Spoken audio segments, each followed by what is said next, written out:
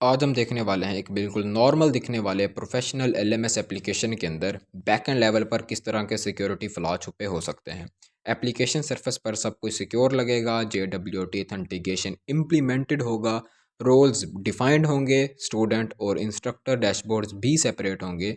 लेकिन क्वेश्चन ये है कि क्या जस्ट लॉगिन सिस्टम सिक्योर होने से एप्लीकेशन सिक्योर हो जाती है? आज मैं डिमॉन्स्ट्रेट करूंगा कि कैसे एक सिंपल स्टूडेंट अकाउंट से इंस्ट्रक्टर ओनली डाटा एक्सेस किया जा सकता है, जस्ट एपीआई लेवल पर रोल इन्फोर्समेंट मिसिंग होने की वजह से। चलते हैं अपने प्रैक्टिकल डेमो के ऊपर। ये है हमारा टारगेट और यहाँ पर मैं एक्सेस पोर्टल बटन के ऊपर क्लिक करता हूँ और अपना स्टूडेंट अकाउंट लॉगिन करता हूँ। ये वीडियो इंपॉर्टेंट है, इसको अच्छे से समझना। देखो यहाँ पर मैंने जैसे लॉगिन किया मैं अपने स्टूडेंट डैशबोर्ड के ऊपर आ चुका हूँ, जो कि ये जस्ट मेरे लिए है। हर स्टूडेंट का अपना डैशबोर्ड होगा यहाँ पर और उसकी पार्टिकुलर इन्फॉर्मेशन होगी, उसके कोर्सेज़ की इन्फॉर्मेशन होगी, किस कोर्स में उसकी क्या प्रोग्रेस है, क्या क्या कोर्स उसने कंप्लीट कर रखे हैं और उस स्टूडेंट के बारे में भी थोड़ी बहुत बेसिक इन्फॉर्मेशन। अब मैं क्या करूँगा, अब मैं ओपन करता हूँ अपना burp suit. I hope so कि आप लोगों ने अपना स्टार्ट कर लोगे एज आ टेम्परेरी प्रोजेक्ट स्टार्ट करना। एंड इसके बाद चाहे आप ब्राउज़र के अंदर प्रॉक्सी सेटअप करो या फिर उसका यहाँ से अपना बिल्ट इन ब्राउज़र यूज़ कर सकते हो, ठीक है। अब मैं क्या करता हूँ, यहाँ से मैं अपना यूआरएल कॉपी करता हूँ, ओके। फिर इसको हम वहाँ पर ओपन करते हैं और वहाँ पर जो है अपना अकाउंट लॉगिन करते हैं, ठीक है। अब ध्यान से देखना। अब देखो यहाँ पर जो है मैंने अपना अकाउंट लॉगिन करने वाला हूँ और मैंने अभी तक कोई भी प्रॉक्सी ऑन नहीं की हुई, कोई भी इंटरसेप्ट मोड ऑन नहीं किया हुआ, ठीक है। यहाँ पर ये देखो मेरा होम पेज जो है वो ओपन हो चुका, ठीक है। अब मैं क्या करता हूँ, यहाँ पर जो है मैं एक्सेस पोर्टल के ऊपर अगेन क्लिक करता हूँ।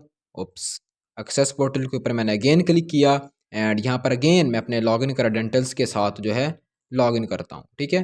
student@lab.com एंड इसके बाद अपना password student123, okay. Login successful और आप लोग देख सकते हो मैं अपने यहाँ पर डैशबोर्ड के ऊपर आ गया। इसके बाद मैं चलता हूँ अपने टारगेट ये प्रॉक्सी टैब के अंदर एंड इसके बाद HTTP हिस्ट्री के अंदर, ठीक है। यहाँ पर आप लोग देख रहे हो ये टोटल रिक्वेस्ट। अब यहाँ पर आप लोग एक रिक्वेस्ट देख रहे हो API student forward slash dashboard, ये देखो, ठीक है। Get API student forward slash dashboard. इसको मैं क्या काम करता हूँ, इसके ऊपर मैं राइट क्लिक करूँगा और इसको मैं भेजूँगा भाई रिपीटर के पास, ठीक है। फिर हम जाएंगे रिपीटर के पास और यहाँ पर आप लोग देख सकते हो कि हमारी रिक्वेस्ट जो यहाँ पर एक खड़ी है। अब यहाँ पे मैं क्या करता हूँ भाई, टेम्परेरीली यहाँ पे मैं सेंड पे क्लिक करता हूँ। इसका फ्लो चेक करते हैं कि इन रिस्पांस सर्वर से हमारे पास क्या आता है, ठीक है। देखो मतलब कि रिस्पांस हमारे पास आ रहा है एज आ स्टूडेंट के लिए। अब मैं क्या करूँगा, अब मैं क्या करता हूँ, जहाँ पे स्टूडेंट लिखा हुआ है यहाँ पर मैं लिख देता हूँ भाई इंस्ट्रक्टर, ठीक है। मतलब इसको मैं चेंज करता हूँ इस रिक्वेस्ट को, ओके। अब मैं यहाँ पर सेंड बटन में क्लिक करता हूँ, ठीक है। अब आप लोग देखोगे यहाँ पर जो है मेरे पास इन रिस्पांस इंस्ट्रक्टर डैशबोर्ड आ रहा है। जब आप यहाँ पे नॉर्मल फ्लो देखोगे welcome to student dashboard, but अब यहाँ पर आप लोग देखो वर्क सूट के अंदर हमारे पास जो है इंस्ट्रक्टर डैशबोर्ड आ रहा है, ठीक है। वो बोल रहा है इंस्ट्रक्टर डैशबोर्ड लोडेड सक्सेसफुली। हमने क्या किया, हमने जस्ट यहाँ पर स्टूडेंट लिखा था, वहाँ पे मैंने लिखा इंस्ट्रक्टर और मैंने रिक्वेस्ट को सेंड कर दिया और इन रिस्पांस सर्वर की जानब से मुझे इंस्ट्रक्टर डैशबोर्ड जो है वो मिल चुका है।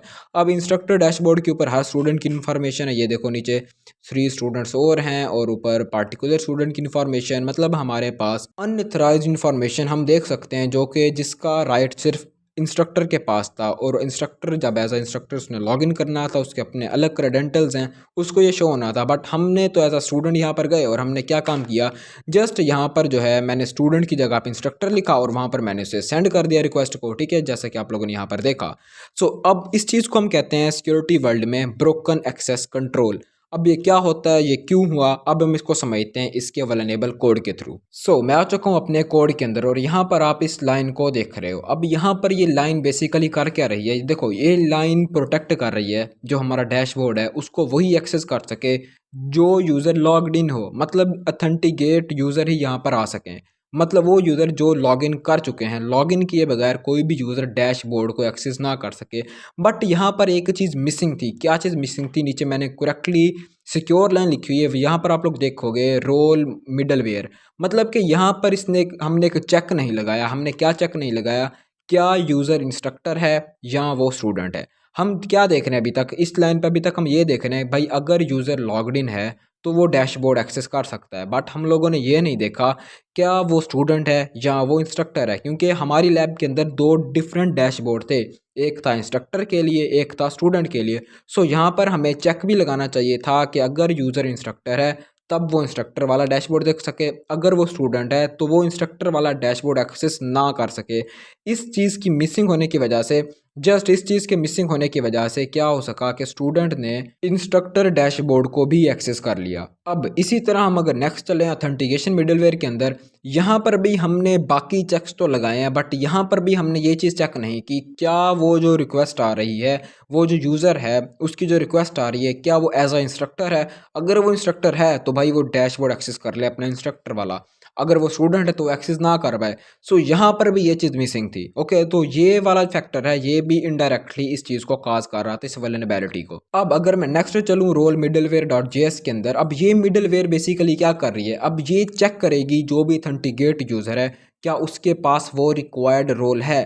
बस ये चीज़ स्टार्ट में मिसिंग थी। अगर यही चीज़ वहाँ पर भी होनी चाहिए थी इंस्ट्रक्टर के लिए भी, क्या उस यूज़र के पास इंस्ट्रक्टर का रोल है, अगर है तभी वो एक्सेस कर सके, अदरवाइज वो एक्सेस ना कर सके।